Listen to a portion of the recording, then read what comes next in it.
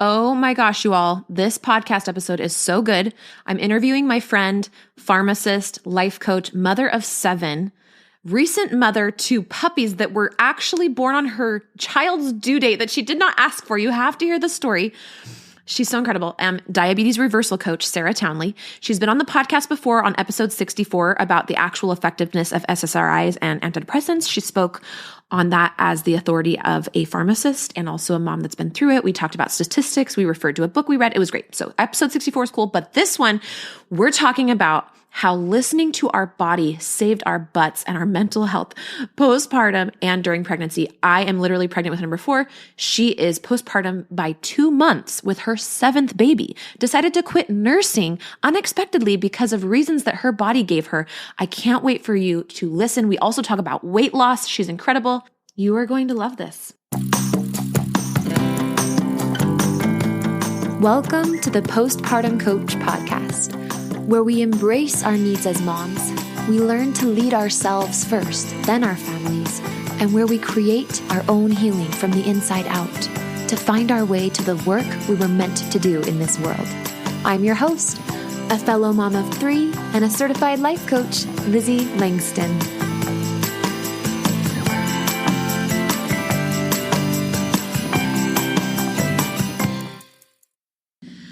All right, everybody. Welcome back to the podcast. It's Lizzie.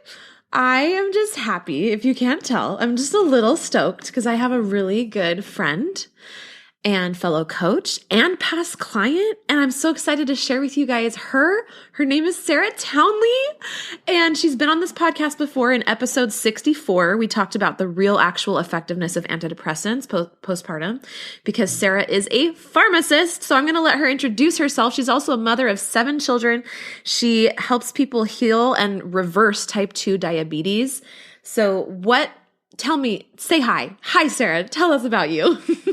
Hey, Lizzie. Hey, all y'all. I'm so glad to be sharing some time with you on this podcast. Lizzie's a very good friend of mine, and I'm honored to know her. She's amazing at what she does, and she was very instrumental for me in my journey as a coach and as a mom while I was pregnant. So I'm pumped to be here and talking about whatever it is Lizzie wants to visit about, because I can visit about anything. I know you can. I have some ideas. We've loosely gone over what we want to talk about, but we're also like, you know what? The conversation's just so good when we just flow with it. So we're going to be flowing some. What I can guarantee you guys today is that it's going to be a good episode. It really is, because when Sarah and I get together, the energy is awesome. Also, if you hear weird sounds in the background, that's my dog on my leather couch, and he is watching birds out the window, and it's serious business, and sometimes he needs to change positions. So just know that's also happening. Speaking of dogs, can you tell everybody, this is just a fun aside, really quick, to get to know what Sarah's life has been like in the last little bit. So Sarah, how long ago since you had your 7th baby? And then tell us about the unexpected puppies. Okay, so he's 8 weeks old. Your baby is? Hayes. Yes, Hayes, that's so cute. And I was really angry about this at first, but now it's actually not so bad. Yes, tell us. It's so good. It's such a good story. Our golden retriever, who's pretty young, she got knocked up by a neighborhood stud and had puppies on my due date, January 20th. And so those puppies are the same age as my baby. And it's been an interesting thing having the same experience with Mabel. The dog? Yes, we totally connect on a lot of things. Yes. And this week, those puppies are 8 weeks old. So we've been finding them homes, and it's just been very fun. I love people. It's connecting me to people in my community. And you know what it is? It's like we're spreading love around. Yeah, puppies. Seriously. Oh my gosh. Yeah, everybody's falling in love around here. And we only have 2 left out of 8. If you want them, ladies, I can hook you up. Sarah knows people. Actually, she is the person. That's I'll better amazing. hurry up, though. Okay, so I think one thing that Sarah and I share in common that we kind of have identified just as we've been chatting as friends are oh my gosh, can't talk, on Marco Polo. I am pregnant, so there's that, guys. If I stutter or have weird brain farts, that's because I'm pregnant, just so you know. 27 weeks, baby. One thing we have in common is we both really strive. We're not perfect at it, but we both really strive and understand the importance of listening to our body, especially at this stage in our life. So Sarah actually has 7 children. Yes, it's actually real. And she is so beautiful and radiant. And not that there's a stereotype of women not being pretty after having 7 kids, but I'm just going to tell you, like, she's gorgeously radiant and looks so healthy. And she is a type 2 diabetes reversal coach. Do you want to say anything else about that, by the way, like before I move on? I have always been a type 2 diabetes reversal coach. It is the reason why I went to coaching school, and I have coached that particular problem for about 4 years now. And it's my favorite. It's too much fun, and I'm so lucky I get to do it. Yeah, and you have the coolest perspective, and I think one of the reasons your people freaking drool when they find you, they're like, oh my gosh, where have you been all my life, is because you are able to tell it to them not like the doctors try to. So the doctors are maybe they're not trying to be condescending, but they've got all this medical knowledge, and your people sometimes just need that more of an emotional that's my dog. More of an emotional nurturing with the medical delivery of the stuff. And then also, you really understand the system because you've been on the inside of it as a pharmacist. Yes. And the biggest reason why people are attracted to me is because I teach what they kind of know in their gut already, which is, this is not a disease I have to have for the rest of my life. And the only thing I'm being offered is medication. And I know that isn't going to fix my problem. And I also feel terrible when I take medication. And so the people who come to me are people who don't want to take medication and they want to heal their bodies. Yeah. And this is not available in mainstream healthcare. Yeah.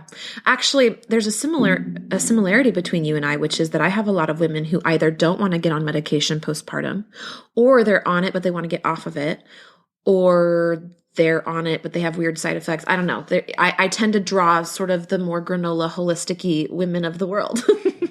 and so advocates, right? People who are looking themselves for solutions because they're not willing to settle for what's there. Yeah. Yeah. And the healthcare system has some beauty in it, but it is also a system, and it is kind of limited in the way that it can deliver things to us. So I want to talk now about kind of our main superpower, I feel like, as coaches and as moms. And really, we're not going to be tooting our own horns as coaches. That's not what this episode's about. We want to talk with you guys today, mom to mom, mom to mom to mom, because there's lots of us here in the room here. I mean, there's just us two, but there's a bunch of moms listening. And we want to talk about the role that this modality or this skill of listening to your body, and we're going to talk about what the heck that actually could mean and what that looks like, how it has saved our butts when we've been having so many babies. Yeah. So the first thing I want to have you share, Sarita, today's my sister's birthday, and her name's Sarah, so it's just fun to say your name. Cool. Happy birthday, sissy! So the first thing I want to have you share is about your experience this time around postpartum, because, by the way, you guys, she just had her baby in January, and we're in March 2023. So her baby is literally 3 months. No, not even 3 months old. 2. That's a 2, not a 3. It's a big difference. And I'm going to have her share what happened with nursing, because it was very body-centered, this decision. And I know that the decision to be done nursing, how long to nurse, if we nurse, is a really, really big thing, and kind of can be a very intellectual battle for women, and very stressful. And I actually have an episode on it, towards the very beginning of my podcast, probably in the first 15 episodes. So you can go check that out if you want. But first, listen to Sarah, because her experience is really cool. Go ahead, Sarah. Well, I definitely went into this delivery knowing that I wanted to breastfeed for as long as I could. The last time I had a baby, number 6, I remember I didn't make quite enough milk for her. But you know what? She's like a giant person. So sometimes I wonder if this was her fault. She's so hungry. She's a hungry hippo baby. But I went into this pregnancy thinking, yeah, I definitely want to be able to breastfeed. And as I've done the research, that the nerd that I am, I'm always learning and reading, and I'm really drawn to functional medicine, and just thinking about the microbiome and nurturing that. I wanted to be able to provide that to my baby as much as I could. And so I went into this delivery knowing I was going to breastfeed and just seeing how it went. Mm-hmm. And so as it unfolded, for sure, it was going okay, but I didn't make quite enough milk. So I was supplementing, which is totally fine with me. And navigating that is always challenging for me. Just having this baby that needs something from me that only I can provide, a whole nother bodily function to manage. Yeah. And it's just very labor intensive. Like for me, breastfeeding isn't easy. I'm friends with lots of moms with lots of babies who say that it is easy for them. It's like they have it all the time. It's always ready. They can get it out anytime that they need to. But for me, it always felt labor intensive, like a lot of work. And especially in the middle of the night, I'm the only one that can get up and feed that baby, right? Right.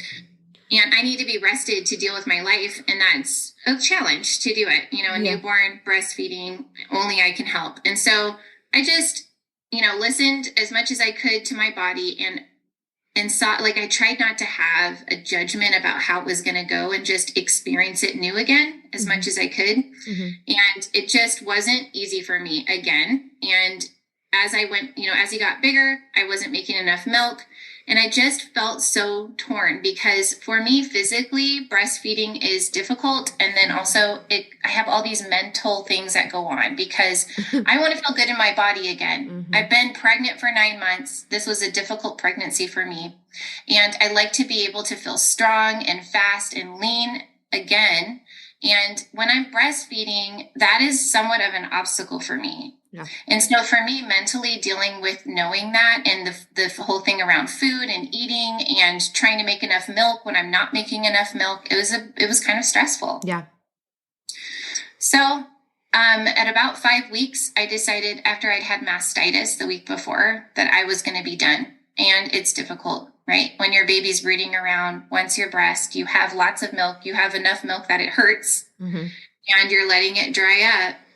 And I just had to tell myself for about 3 days, I only have to get through 3 days and I won't have this battle anymore. Mm-hmm. Should I feed him? Should I not? Should I feed him? Should I not? Right. Mm-hmm. And after I was done breastfeeding, it was like I was free again. Mm-hmm. And it was the most invigorating. It was like I lifted off into the air. Mm-hmm. Yeah, I noticed a difference in you because we've been talking a lot on Marco Polo, and like just your bounce was back, like your complexion was back to where it normally is. You were like getting ready for the day. You know what I mean? It was just like, whew. We're not trying to tell you all to not breastfeed. The point here is that her brain said one thing and her body was saying another, and so then she made the choice on behalf of her body, as I understand it. And I'd love to get your thoughts on this, Sarah. And then her brain had some issues with that. But then ultimately it was like a huge blessing to both parties, brain and body. Yeah, it was like I knew inside that breastfeeding was not serving me. And it was stressful for me. Mm-hmm. And then once I just honored that, everything got so much better so fast. Like I was able to show up for my family so much better. I wasn't having all of this drama in my mind about eating and food and my body. And I could just put all of that focus and energy into showing up in the places in my life that I wanted to. Yeah. Like in my business, in my, just in my home.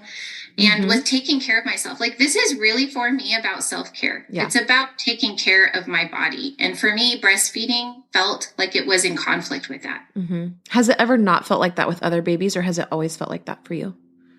And when I think about my first couple of babies, I didn't have that experience. It wasn't until maybe baby number 4. And that was a tough one because he had medical problems and he had open heart surgery when he was 2.5 months old. Oh my gosh. And I didn't even know about managing my mind. I was completely unaware of my thoughts at that time. And I had a lot of trouble. I had a lot of depression around that time. Well, that's so stressful. Yeah. Yes. And it brought me to my knees. And it was the first time I actually had suicidal ideation. And I could see it happening in my mind. I knew it wasn't normal, but I didn't really know what to do about it, Mm-hmm. After I found coaching, it was like completely life-changing. I haven't had that depression. I haven't had anxiety with the last 2 pregnancies. I also, like, you taught me while I was pregnant with number 5 how to feel my feelings and process them. And I think that was a life-changing thing for me. Mm-hmm. So the skills and tools that I have now have just freed me from all of that. Yeah. Oh, it's so good. And I think you even said you saw like a doctor, or not, it wasn't a regular doctor, wasn't it like a homeopathic natural someone that agreed with you that they're like nursing this time around, the breastfeeding was actually a chemical stress on your body, which was kind of cool. You mean the psychic lady? Was it a psychic? Oh, okay. We both have seen this psychic, guys. She's amazing. Her name's Brenda. I'll get you her number. She's by referral only. Lives in Indiana. She's great. But anyway, I didn't realize it was Brenda. I thought it had been some sort of naturopath or something. But No, it actually was. It was the psychic, and I asked her the question, and I thought it was kind of funny because I watched myself sort of, the mom guilt. You just feel guilty about deciding to stop breastfeeding, no matter if you're 5 weeks postpartum or like 45 weeks postpartum. Right. It's just hard. And so I just needed a little validation of what I knew was true for me inside. And she said, it's actually a physical stress on your body. It's a stress, not on she didn't say anything about my mind. She said it's a chemical stress on your body. And it was like a light bulb went off because I'd always thought that breastfeeding was an obstacle to me losing weight. Even though popular culture and your doctor all say it helps you lose weight, that's just not true for me. It does something hormonally to me where I can't seem to lose weight even when I follow my plan carefully. What normally works for me. And then it also limits my ability to use fasting as a tool. But when she said that, it was like a light bulb went off because I was like, oh, my body is physically stressed. It's producing stress hormones. And we know. Because of breastfeeding. Like, that's crazy. That's not what we think in our brains. Like, it's working so hard to try to make this food for this baby, and it's not enough. So, it's working hard. And plus I got mastitis, but... And it's extraordinarily painful when you get started too. Maybe that's part of it. But I just remember thinking, this is why I can't lose weight, because my body is stressed. It's not safe for my body to release body fat when it's stressed out like this. Mm-hmm. And that is nothing to say about the mental stress of breastfeeding. Mm-hmm. So. Okay, you mentioned, I yes to all of that, and I want to move on because there's so many cool things about you that I want to share with everyone. So one thing you mentioned is using fasting as a tool. You also mentioned finding coaching and the impact that's made. Let's start with fasting, because what I really want is for people who, when we say listening to your body, I think all of us might have a different idea of what that means. And I'd kind of like to actually try to define what that is, even if it's just through little anecdotes and little personal stories, so that the women here can start to get a glimpse of what that could look like for them, how they could maybe expand or improve upon the way they listen to their body, and how that can actually be a useful and reliable tool for healing and preventing issues, both pregnancy and postpartum. So how about I start with pregnancy and then you share about how it's been for you postpartum and also the fasting thing? Yeah. Does that sound good? Yeah. And I love it how it's just beautiful what you just said, because I remember somebody asking me, like, what do you call self-care? Like, how do you define self-care? And I said, I think it is listening to your body, listening to what's true for you, and honoring that, whatever that looks like for you. Mm-hmm. And so when I think about what it is to have this ability to listen to your body, it's like having a loving conversation with your body. Mm-hmm. Yeah. It's about respecting and being on the same side as your body. And being willing to slow down or advocate or ask for a second opinion. Like, it's honoring your intuition. So thank you. I'm going to dive in from there and talk a little bit about my philosophy on that. And then I'm going to turn it over to you. I'm really excited about this. And this is honestly, this topic is what brought us both together for this episode, because we both feel really passionate about it. And I want to address in this, so don't let me forget, Sarah, I want to touch on processing emotions, because that changed your life. It changed the trajectory of your business when I was your business coach and your postpartum coach, because when she hired me, she got pregnant like not that long after. So we were coaching on business, but then she was like pregnant. So it was perfect, right? That was so funny. So divine intervention, no doubt. divine intervention. It's totally true. It's totally true. And I had just barely declared myself as the postpartum coach after kind of hiding away from that life calling for like 9 months because I was scared of some doctor, like some white jacket doctor. That's literally the thing in my head was like, some white jacketed male doctor is going to come find me and he's going to tell me that I can't tell people that their intuition can heal them. He's going to tell me that I can't tell people that there are other options besides medication. And it was just like, I was so afraid. I was so afraid. And then I was afraid of haters too, which I got a little bit, but only when I was afraid of them. When I cleared my fear of them, I stopped getting little DMs by people. And it only happened maybe twice. Wow. It's so funny. Anyway, that's my aside. But, okay. So I teach women postpartum and listen, Sarah has told me that I'm kind of good at listening to my body. I'm going to receive that, Sarah. Thank you. Yes. In fact, no, you have to share what you said about this is just for funsies, you guys, and it's also relevant, but when I was your coach and I would stop talking and I would be like, hold on, let me check in with my body. Or what would I say? I don't even know what I said. You would just stop. I would watch you, like, it was like something got your attention, kind of like when a fly flies in front of your face. And you just suddenly notice this thing that isn't part of our conversation, and you would just get very contemplative and quiet.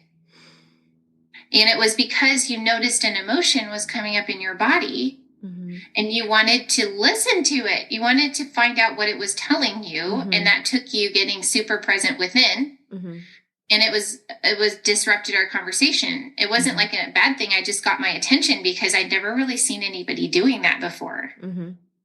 So I think there's 3 categories of how my body speaks to me, and I want to just share these for those who it might be helpful for. What I teach my people is the language of the body is sensation. And there's 3 categories. There's physical sensation like pain, like maybe my shoulder's hurting.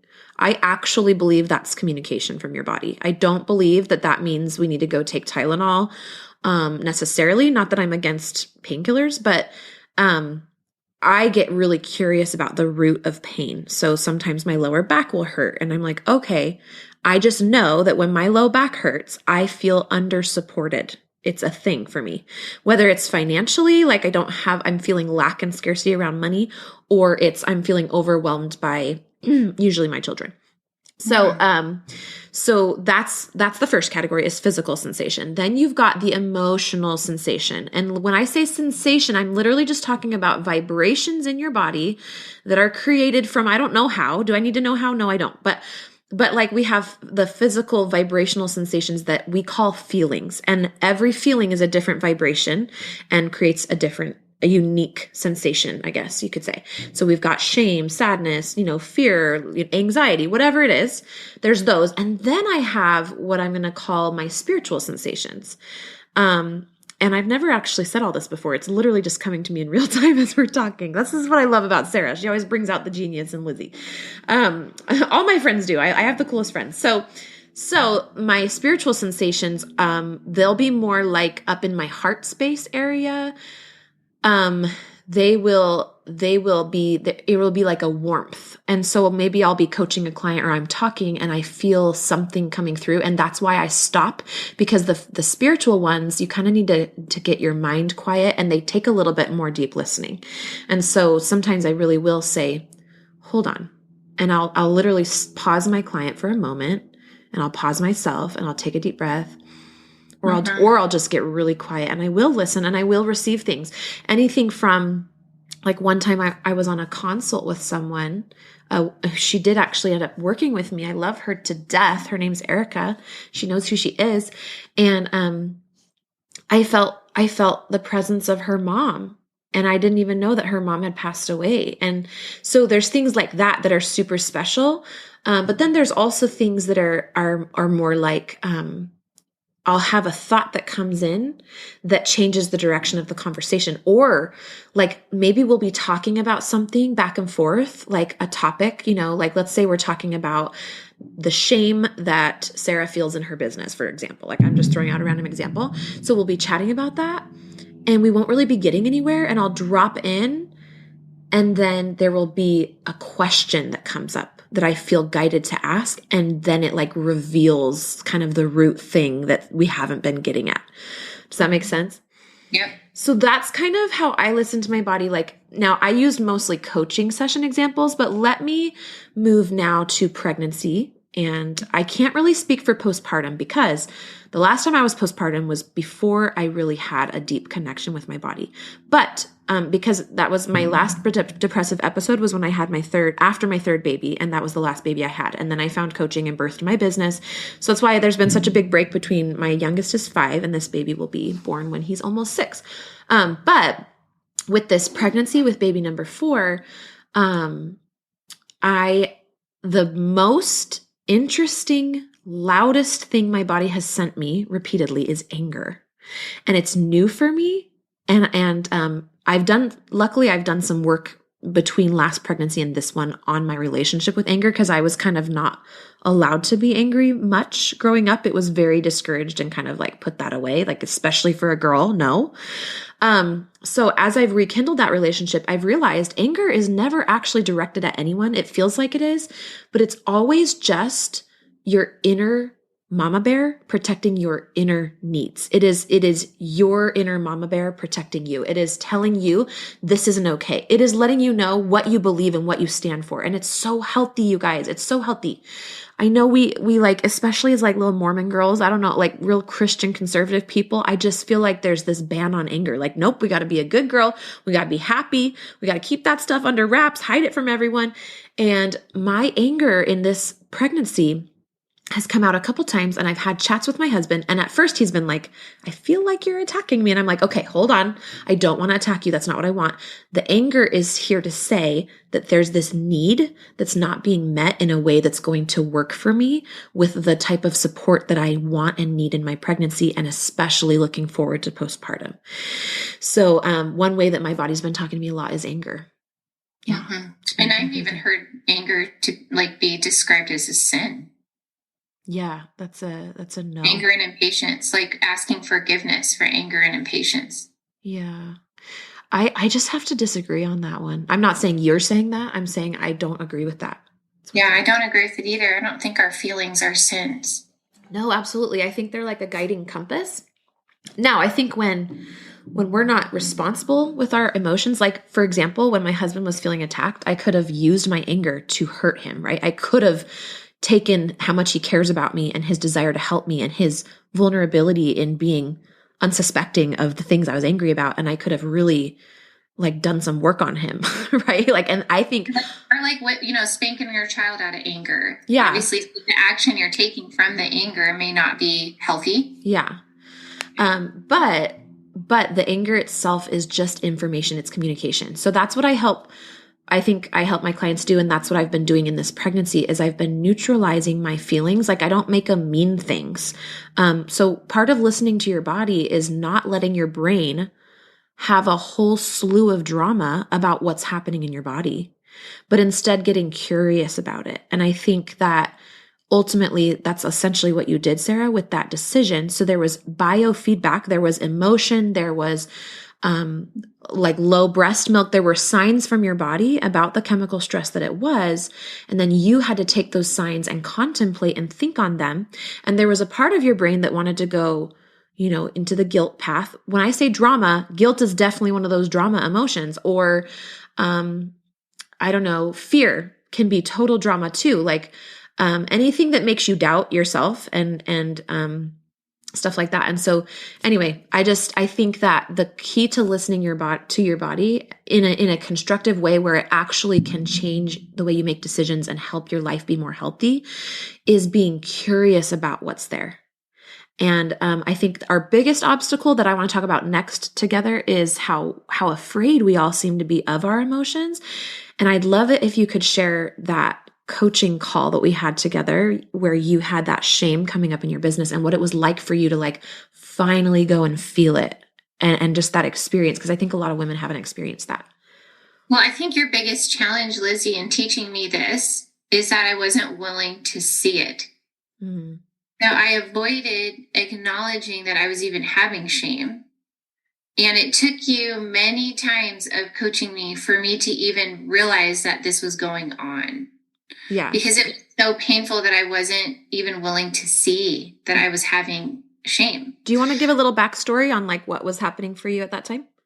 Yeah, well, I had this belief that I would get into coaching and start a business and it would be easy for me, that I would be able to generate income that would replace my pharmacist salary, which is substantial, quickly without a whole lot of effort and definitely no suffering. Mm-hmm. And so I think I hired you probably, maybe a year, not quite a year in. To starting a business? Yes. Okay. And I realized I really needed some coaching to be able to be successful. And so I hired you after seeing you speak publicly about your postpartum depression. Aww. That was a really, really life-changing story. And it was just cool to listen to you be so vulnerable and so articulate about that experience. I'll put the link in the show notes, my friends, for that speech. It's a 3-minute speech I gave at the Life Coach School. Okay, continue. That's awesome. Thank you. And I remembered you. And so when I had the thought that I wanted to hire somebody, you came straight into my mind. And that's probably not an accident. Probably not. Probably not. Let's be real. Yeah, but it was like the first time I actually hired a coach for myself. And I was having a hard time creating results in my business. And I had a lot of shame about that. I was judging myself because the result that I'm talking about is money, Yeah. So that's what I wanted to create was money, which comes through people hiring me. Mm-hmm. And I was having a very difficult time creating money. And I didn't understand why. And I had a lot of shame and judgment about it. Mm-hmm. And I wasn't willing to see that. And so it wasn't until you showed me that the reason why I didn't like it when people asked me how my business was going was because I felt shame. But you hadn't connected those two dots because I think you were so committed to trying to not feel it, but it wasn't conscious, right? Like you were like, it was such an uncomfortable, big emotion for you that was so new because you have been so successful relatively easily. Like you told me, like pharmacy school was not that hard for me. I did really well. I've always done really well at whatever I wanted to do. And so this was like the first time in your life that you were like hitting real big friction in something that you really cared about. And status-wise, like you had told your coworkers, yeah, I'm going to quit my job and become a coach. And so it just felt like I really have a lot of compassion for you at that time. But this is what I mean, you guys, when I'm talking, and I love, Sarah, you're so amazing to let us use this example.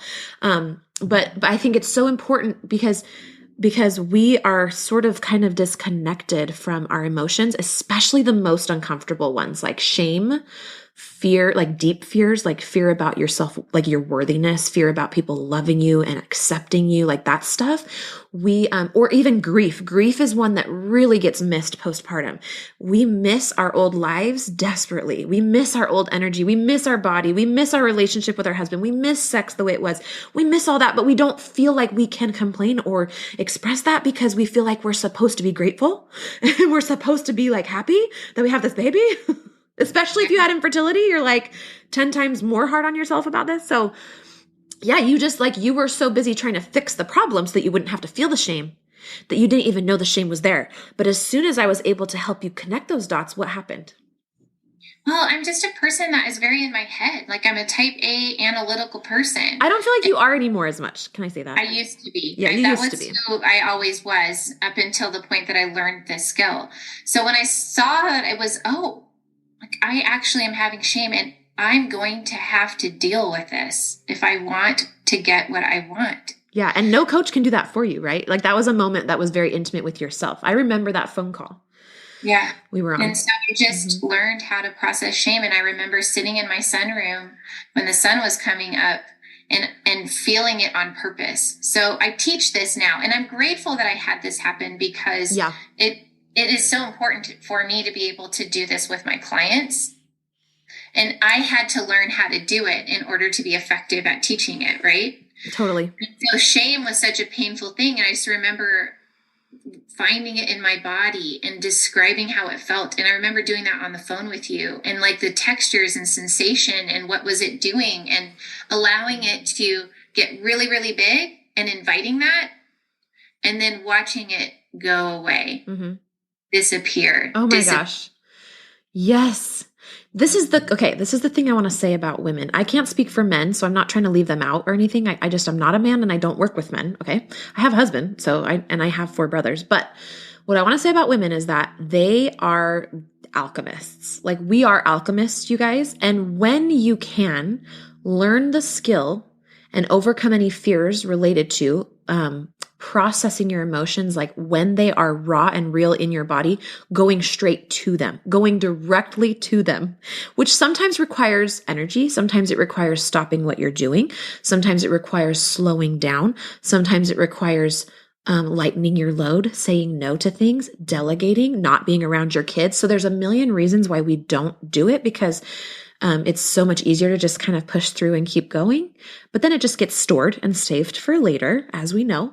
But women, like, if you can learn how to actually come in contact with your emotion, and I'm going to say it's not always the right time in the moment. Like, sometimes our emotions are there and we do need to compartmentalize, and that's totally fine. But I'm just saying, like, 80-20, like 80% of the time in general, if you can just process the stuff when it's actually there, it is so much more fluid and easy in the long run. It's crazy. Yeah. It's so crazy. That just feels good to say. Okay, you know what's going through my head? I'm sitting here looking at your office and I'm seeing your fat storage written on your board behind you. And I'm like, let's talk about the fasting thing. I kind of want to switch gears here, because Sarah is this incredible intermittent faster. And sometimes it's not so intermittent. Sometimes it's like a lot of fasting. And she loves it and she's good at it. And she successfully teaches people how to lose weight all the time, right? Her diabetes clients. And I know, because I see the statistics on the episodes on this podcast, I know weight loss is a very high interest topic for the women that are listening. So what does processing your emotions have to do with losing weight? Oh man, that's a big topic. I know. I will start with just like, I teach my clients first how to listen to their bodies as the ultimate authority on what is and is not good for their body. Can you just like say that 10 times fast or slow, or just explain what you mean? Because that's so powerful. I just want to amen that so hard right now. Well, like, as a pregnant lady, we get told all the time how we're supposed to eat, how we're like, what we're supposed to eat, how we're supposed to eat, how we're supposed to exercise, how we're supposed to sleep. Yeah. The temperature of your bathwater. Yeah. Oh my goodness. It gets crazy. And it took me many pregnancies to be like, I know what to do. I understand that you are giving me recommendations for the general population, but I listen to my body and it knows. So good. You should see her face, you guys. You should see her face. She just did her awesome eye roll. Not at me, but like at the people that tell the pregnant women what they should be doing. Okay, that was so great. Keep going. No, I wonder, like, my OB keeps wanting to be my OB. I don't understand, because I am the most combative patient. You're like, why do you still let me be your patient? I know, because I'm like, no, I will not drink 75 grams of sugar for an OGTT test. I will wear a Freestyle Libre for 14 days and show you that I don't have gestational diabetes. You will wear a what? A Freestyle what? Libre, which is a CGM, a continuous glucose monitor. It tests your blood sugar and tracks it and trends it for like continuously. Oh, I thought you had to prick your finger to get that info. Well, you can, but I don't want to. I like to get continuous data. Oh, good. Well, because I also don't want the stupid glucose test, but my midwife like really wants me to do it. And she's like, they want to check their boxes. And they do. And I get it, because I'm doing a home birth. So she doesn't want any stone left unturned. And I can totally. And you certainly want to be screened. No, totally. But I don't want to drink the nasty sugar crap. So she's like, well, then you can prick. She's like, then you can prick your finger 3 times a day for 2 weeks. And I'm like, no. Okay, I'll just drink it, but I'm mad about this. And so you're just giving me another option. So we'll have to talk more about that after this recording. For sure. I'll give you the hacks. Okay. So yeah, I teach my clients when they come to me who are also very disillusioned about what to do, because they just got this diagnosis a lot of times, or they've had this diagnosis and they've been taught to not listen to their body and just follow instructions. Mm-hmm. And so they come with, what am I supposed to eat? How am I supposed to eat? How much? What time? All of that stuff. Should I exercise? And I say, let's go to your body. Okay, do you hear that, mamas? let's go to your body and find out what it does and does not like. Yeah. And I can already hear thoughts like, but that's so hard. And how do I know? So then what? How do you Well, answer? if my clients are, specifically dealing with diabetes, which by the way, the hormones that control weight loss and weight gain are going to be similar to the hormones that control insulin resistance in diabetes. Yeah. So that's because people think that obesity causes diabetes, but the truth is they have the same root cause. This is so good. Yeah. Keep going. Which is a lifestyle that causes you to secrete hormones that drive weight gain. That's why they co-occur so often. And when you resolve one, oftentimes the other resolves, and so do a lot of problems go away, by the way. But anyways, my clients come to me, they want to know how many times should they check their blood sugar and all this. And so if we can get data and we start asking the body, like, how do you tolerate these foods? How does it feel in your body when you eat like this? What's the quality of your hunger? What are your blood sugar readings? What's the quality of your hunger? Can you explain just a mini explanation? Because I don't know what that means. And it's so connected to this fasting question that you have, because when we are fat adapted, when our bodies can burn fat efficiently on demand for fuel as a primary fuel source, which is what people who want to lose weight want to be able to do. Right. They want the fat. Yes. Right. They want the fat on their body to be burn used their body fat, as energy yes. so that it goes away. Yeah. So your body fat is a source of energy. And if you can't access that because you're insulin resistant, right, then your body's dependent on you eating in order to get energy. And when it's dependent like a sugar burner, it's going to make the quality of your hunger very extreme. It's going to feel painful. Yes. It's going to feel like an alarm is going off. My kids experience hunger like that. Yeah. And you can't ignore it. You can't think about anything else. It feels like it's never going to go away, and you can't do anything until you fix that problem. Okay. Let me think of an analogy, because I kind of know what you're saying, but I don't want anyone to get lost here. So I'm thinking like, okay, when you are not fat adapted, that means that even if you have a lot of fat on your body or excess fat that you want to get rid of, your body is not using it, and it will just sit there. And you call that sugar adapted. Is that right? Or usually if you're a sugar burner, your body only remembers how to burn glucose for fuel, sugar for fuel, which comes from fresh, like eating right then. Yeah. Well, we're usually eating things we turn into sugar, like any kind of carbohydrate, like carbs. So when hunger feels really alarming and it really impacts your mood and you crave a lot of carbs, you're probably sugar adapted, right? Yes. I'm just like going through this so nobody gets lost, like I said, versus I have been fat adapted before. I don't know what I am right now because I'm pregnant. So I'm just trying to like make sure I eat enough. But when I was losing baby weight after baby number 3, didn't know Sarah yet, but I was using a life coach, and I was getting rid of baby weight, and I did lose like almost 50 pounds in a few months. It was awesome. And I did it the right way, where I trained my body. I got off of certain foods so that my body would have to essentially go into my deep freezer of fat stores on my body and use that stuff. So it's kind of like when we buy food storage, but then we never use it. Because it's like we keep buying some food storage, but then we're always just buying produce and stuff at the store, and we never use our food storage. It's not bad. It's just one way of doing it, versus people who they buy the food storage and then like maybe one day they're like, oh, I have a lot of food storage. I'm not going to go to the store until some of this food storage is legit gone. Like that's what we have to train our bodies to do. So how do you do that? Well, you've got to stop eating the things that are generating these giant spikes in blood sugar and driving insulin resistance, where your insulin, the hormone that causes you to store fat, is going to follow your blood sugar. So when you're eating things that spike your blood sugar, like flour and sugar, anything that has those things in it, then when you're doing that, you're asking your body to be perpetually in fat storage mode. Okay. So I'm going to say that again, because I want to make sure, again, I don't want anyone to be like, this is too complicated, but I know you all want to understand this because I know you really care about taking care of your bodies and weight loss. So basically insulin is the hormone that when insulin is high, that also means your blood sugar is high. Yeah. They go together. And whenever, what? Yes, the insulin will follow your blood sugar. Yeah. And whenever, and the blood sugar and insulin get high based on the foods you eat. So if you're eating, flour and sugar are the most spiking foods.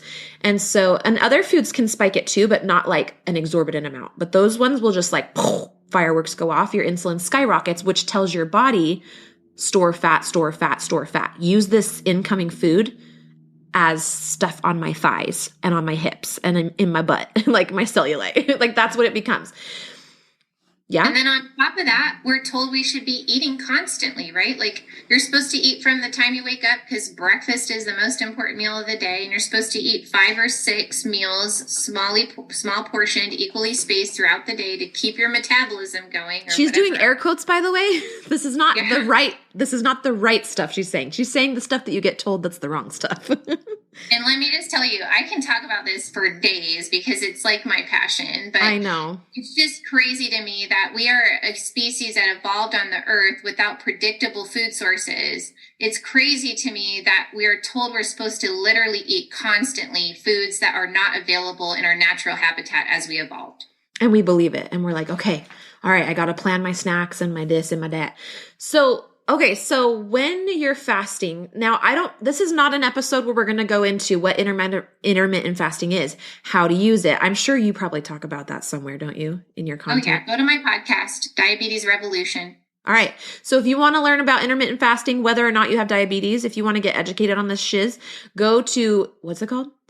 The Diabetes Revolution. The Diabetes Revolution. She's gonna be so famous. Oh my gosh. You're like the perfect package for the diabetes people. But even for the postpartum moms who want to get educated about losing weight, if you want to hear more, you can go there. But I want to zoom in now on, so we're not going to go into all the things you know and could say about this topic. They can go there for that. I want to know about, and let's specifically kind of think about postpartum here too, bringing it back to postpartum. The role that listening to your body plays, like how has it saved you? How is it saving you right now? Oh, in my postpartum life? Yeah. And I know you are intermittent fasting even right now, so you can bring that in, but like generally just in postpartum, listening to your body, how has listening to your body legit saved your butt? So, I mean, even today, I mean, it's all the time. Like, and you may not start with this ability to do this all the time, but like you've got to start somewhere, right? Mm-hmm. And so if you can get focused on something as specific as how food feels in your body, right? Yeah. Like, or specific, like how's my hunger? So today I've been fasting. I fasted all day yesterday. I was thinking I'd break my fast at lunch today, and I wasn't hungry. I could eat. I mean, but truth be told, I wasn't hungry. And so I didn't eat. And I teach my clients how to eat according to their hunger cues. Like real, actual, authentic, proper hunger cues, not the sugar burning hunger that's so intense. So once you get fat adapted, you want to play with some fasting. You're going to need to listen to your body, not just how hungry you are, but also how do you feel? Do you feel tired and weak? Do you have headaches? Are you feeling dizzy? Like these are signs that you're getting dehydrated. Yeah. And we need to be ahead of that. So let's strategize on how to avoid doing, having to break your fast because you don't feel well. Yeah. And then too, like even if you're not going to use fasting at all, which you don't have to, you do need to listen to your hunger cues to know how much to eat. I mean, I don't know about you, but I don't want to weigh and measure my food for the rest of my life. No, that sounds horrible. And it's like so crazy to me that that's what we think we have to do. Like our ancestors were not weighing and measuring their food, and they didn't have obesity and diabetes. What is that? See, and I think that's part of the disconnect from the body, right? Like we use external stuff to compensate for the lack of internal feedback that we are capable of getting, but it's all there. We are just tuned out of it. We have to retrain ourselves to listen deeply to our bodies. And we've been conditioned to think that we don't know, that somebody else knows what our body needs in order to be healthy and to be lean and to have energy. So we're always being sold and marketed things like fitness programs, supplements, medications, diets, like that we got to try this gimmick or that diet. And it's so crazy because we actually can just tune in to our bodies and they will tell us what is and is not good for it. I would say if you're going to invest in something outside of yourself, and you're wanting to get better at listening to your body because you have a hunch that that's what you need to do for your next, that's your edge right now, like your learning edge, right? With your health and whatever, is invest in a coach that can help you learn to listen to your body. Don't invest in a program that's going to give you a solution that's outside of your body, and then once you learn how to listen to your body, if you want to go do a program, but you can take your intuition and your biofeedback with you. You're not going to be going through this hamster wheel of somebody else's process and kind of skipping over the ways that your body doesn't feel good to you. It's like when my husband goes to the gym, maybe he has a regimen of a workout he's doing. And I'm always like, but don't forget to listen to your body because, maybe this dude on the internet says it's great, but your body might not like it. It's your body. So that's so important. And I agree. And that's how I figured out what kind of exercise to do while I was pregnant. Mm-hmm. If I went to my OB, she would tell me, eat when I'm not hungry and don't exercise in a way that my body actually enjoys. Yeah. So just for curiosity, how did you like to exercise while pregnant? How did your body like to exercise? All I did was the same kinds of exercise I would normally do, but I would listen to my body and just modify. So I'm obviously not going to be doing abs when I'm 6 months pregnant, the way that video is going to tell me to do it. So I just modify. Maybe I don't do that part. Yeah. When I'm squatting and my belly's in the way, I'm going to modify. If something hurts, I modify. Yeah. I might not run up the hill. Maybe I walk up the hill because I'm listening to my body. Right. But I'm thinking what most of us do and what I've definitely done with my previous pregnancies is we just have so much fear, right? And the fear is what totally will shut off your ability to listen to your body. As soon as you're afraid, you're going to jump to your brain and your brain is going to scan its files of everything you've ever been told, somebody else's programming, and it's going to pull one out and say, this is what we should do. Because it is so afraid that it's not going to let yourself listen to your body. But your body, if you're not afraid, you can listen and you can trust and you can have feedback in the moment. Yeah. And this one particular lady came up to me on Sunday, even at church, and was asking me about this very topic because she was in fear that she was going to get weak and her body was not going to be strong anymore if she didn't keep pushing herself through her workouts. Mm-hmm. And this pregnancy I had, number 7, was not like number 6. Even pregnancy to pregnancy can be so different. Right. And me thinking that number 7 should be like number 6 caused me a lot of trouble until I realized I was doing that. Mm-hmm. And I had to stop doing that and start listening to my body. And my body was like, these workouts are not good for me, because I would do them and I would do them and it would feel okay while I was doing them, but then I would feel terrible for like 3 or 4 hours afterward. Mm-hmm.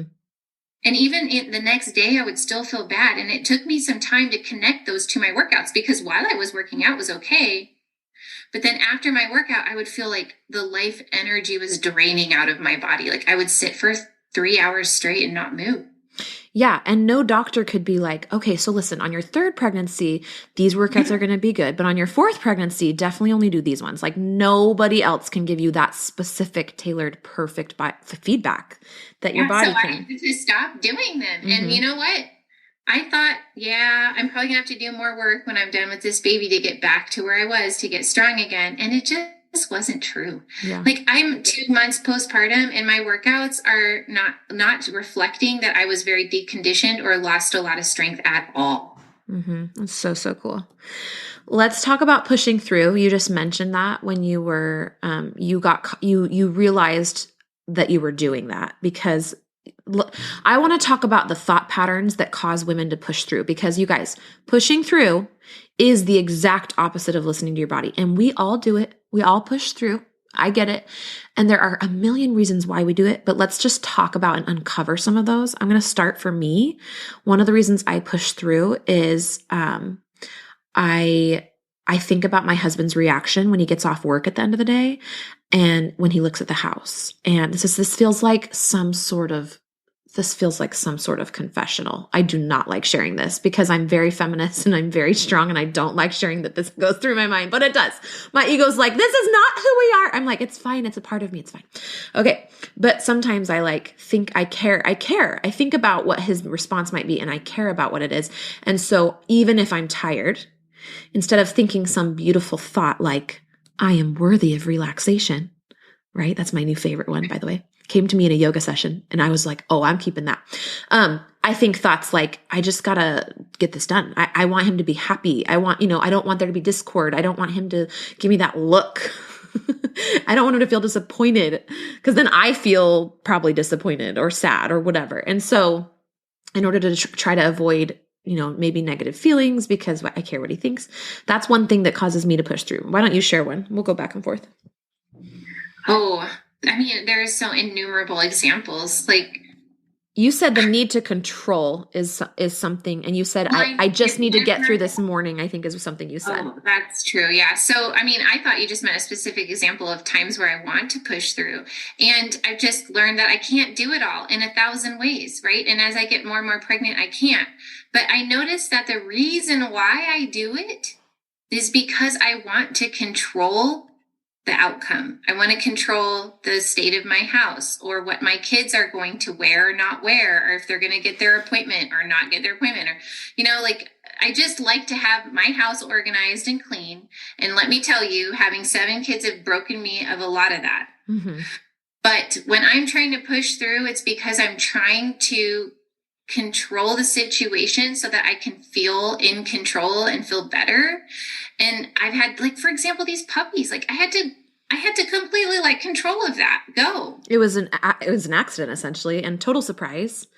Yeah. And I wasn't going to try to control whether or not these puppies were coming or going, or how they were going to be housed or fed or cared for. None of that. I mean, you did delegate to your husband. You said, this is your thing. It's your dog. Yes. Right? Him and my kids had to figure out how to bring these puppies into the world and make sure they got their vet appointments and fed and cleaned up and sold. That was the understanding we all had, because I wasn't going to do it. But didn't. Yeah, go ahead. If I hadn't had these skills to set boundaries and accept what was happening and be in resistance to that, because this shouldn't be happening, kind of a thing. Mm-hmm.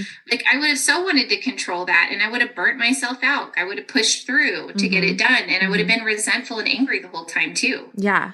So what I'm hearing you say essentially is that there might need to be a crossroads for some of us women where we need to choose. Do I want control, or do I want connection with my body?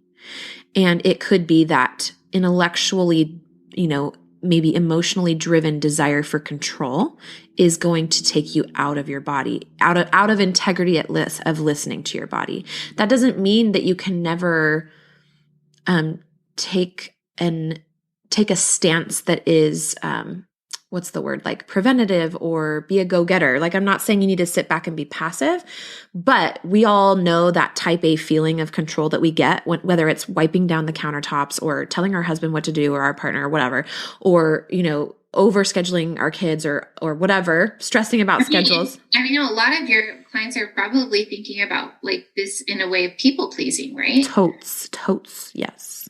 I mean, we're trying to control how other people perceive us when we're people pleasing. Mm-hmm, mm-hmm. And so we push through because we don't want to tell the lady that we're not doing the bake sale, or that we're not going to do the pickup drop off situation, or teach that lesson at church that they asked us to teach. Yeah, because you know what? My body needs rest right now. My body does not do stuff right now. Yeah. And I'm sorry, I've had my kids, we're not going to do all the things that we normally do. I'm not up to travel right now. Yeah. And it's holiday. Yeah. Because I'm freaking pregnant, and I don't want to. Yeah. Let's wind up the episode by sharing a couple victories that we've had, whether during pregnancy or postpartum. I know you've had a couple when you were pregnant and postpartum, conversations with your husband or cool things. I'll start. And I want you guys that are listening to think about, is there any space where you have listened to your body? How are you doing well at this? How are you already doing it, right? Sometimes this topic can feel overwhelming, oh my gosh, I really need to improve on this. But think about, how are you already doing it? One thing I have done recently is my husband is leaving on a trip for a week. It's an international trip for work, and it's a really cool opportunity for him, and he's going to be gone.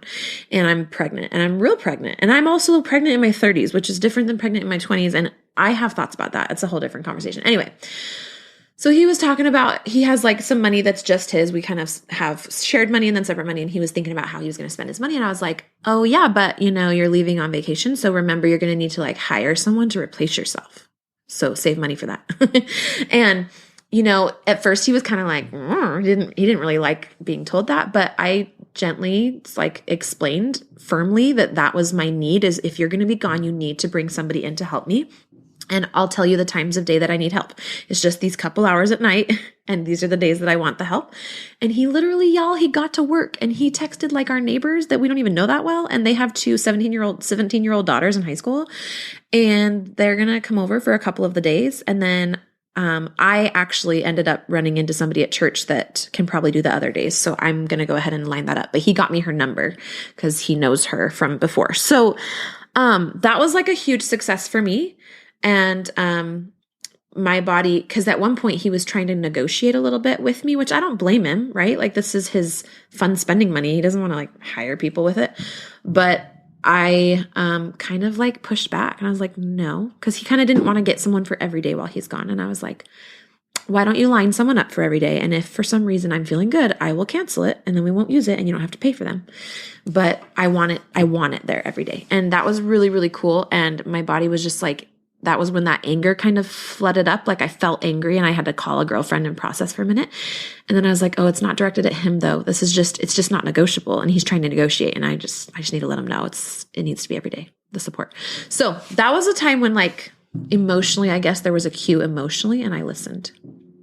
Yeah. The first thing that comes to mind, I shared some things already about listening to my body that really helped me get through this pregnancy without creating more suffering on top of the pure misery that pregnancy can be. Can we just say how real, we were talking about in the pre-interview to this, we were like, we just need to talk about how shitty pregnancy can be, how hard it is, how uncomfortable it is. I so want to validate that for all you ladies out there who didn't love your pregnancy and don't love being pregnant. It is hard. It is hard work. Mm-hmm. And I sometimes think about myself. I tell myself, you are such a badass, that you are doing this again. It is so hard. Mm-hmm. So for sure, we feel you. Yeah, we feel you. We both raised our hands in solidarity. I was sharing with Lizzie this earlier, but I really needed some compassion because it was so hard this time. From your husband or from yourself or what? I needed it from my husband. Of course, my friends are very good sources of that. Yeah. But I remember even being 7 months pregnant or 8 months pregnant in a hot tub. Ooh, right? I did that. You little rebel. With my friends and crying about how I felt so disconnected from my husband at times during my pregnancy because I really needed some compassion and he just did not know how to provide it. And in fact, he got scared of me. Yeah. And so he was afraid, he was kind of like he was trying to hunker down in a storm and hoping it would pass over, 9 months of pregnancy. And then, oh, here comes postpartum. Yeah. Yeah. Yeah. But yeah, I really needed some compassion from him, and it got pretty bad postpartum. I had a really hard delivery, and then I had gallbladder attack, and it's always hard with a newborn anyway, with sleep deprivation and all of the pain that comes in my body when I'm sleep deprived, but also the nipples just on fire and then the mastitis. I had a rough time. Are you going to get him? I needed him to show me compassion, and he did not know how to do it. So I had to tell him. I had to teach him. I had to tell him, listen, this is something that I need right now, and I'm falling apart. I'm at my weakest, and I'm super vulnerable, and I really need to know that you're here to hold me, that you are concerned for me, that you love me, and that you want to help me feel better. Mm-hmm. Yeah. And that was more of a feeling thing, right? It wasn't necessarily a physical thing that I needed from him. It was a feeling thing. I needed to feel held. I needed to feel protected. I needed to feel secure and safe. And I wasn't getting that from him. And so I had to tell him that and teach him that. And he was more than willing. He just didn't know. Yeah. They just don't know, do they, sometimes? That should be our next podcast episode. What your husband doesn't know that you really wish he did and hoped he did and thinks he does, but he don't. Yeah. He don't know it. Exactly. I'm I can't believe I'm actually saying this to you, but I need you to show me concern. Yeah. Which I'm sure he wanted to, but he's so used to you being strong, and there's that we change so deeply, and they aren't changing in the same ways we are. We're like going into a cave. So yeah, sometimes we have to be like, here's how you navigate me in the cave, dude. I know, because I really, for him, he probably doesn't ever think of me as weak and needy or vulnerable or falling apart. None of that. That's not who I am to him. But in those times, that is who I was. I needed him to be strong when I was weak. Yeah. The masculine, by the way, everyone, and this we're wrapping up. The masculine is constant and the feminine is cyclical and changing. So, the masculine is so consistent, and then the feminine comes in, and we all have masculine and feminine in us. But I think sometimes we have to educate our masculine partner about the feminine. And in order for us to educate them and get their help in the ways we need it, we need to know what we're going through and how the feminine works. So, I'm the postpartum coach if you need help with that postpartum pregnancy as well. And Sarah, an amazing diabetes coach, and honestly, just a mentor. She's got 7 children. So if you ever just want to kind of talk with her, how can they reach you? Oh, you can find me easily on my website, sarahtownley.com. Okay. We'll put it in the show notes. I'm also on Facebook. I'm the type 2 diabetes coach on Instagram. So we can share all those links out. And I'm out here to support you mamas. I love being able to do that. That is such gratifying work to do in the world, is just to bring that connection to the people who need it. We need connection like we need air, right? We do. And we've been not having enough of it. We're all under oxygenated connection wise. Especially if you're pregnant and feeling tired or postpartum. So definitely reach out, you guys. I have a brand new Facebook community. I'm going to put the link as well in the show notes. It's for those who listen to this podcast who want to take a step closer to me and a step closer to the other listeners and really feel that sense of community that's totally here. It's just that these episodes are just me to you. I want my community to be more interactive and you guys to me, right? So that will be, Sarah's cheering for me. That will be in the show notes of this as well. And it's a Facebook group, and I have a special little freebie over there if you join us. That is cool. So we love you all. And Sarah Townley, pharmacist, mother of 7, super Wonder Woman, postpartum and 2 months postpartum. What else could I say about you? Diabetes coach, saving the world, reversing type 2 diabetes from the inside out, saving lives. Welcome to the podcast. Thanks for being here.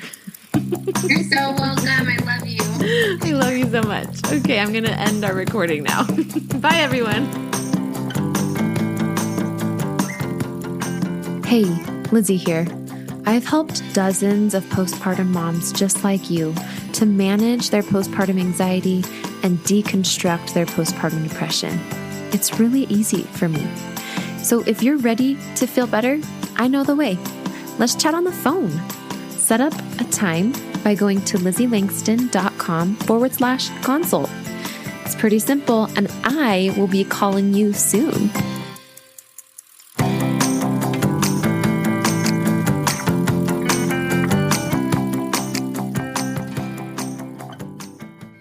Hey, it's Lizzie here. There's one more quick thing I want you to know about, which is that my online course, Postpartum Freedom, which has all of my teachings that we've talked about on this podcast episode, like learning how to navigate and manage your thoughts, and also learning how to calm your body, calm your mind, calm your life. So it's so good. And it's available right now. It's for sale, and it's on LizzieLangston.com/course.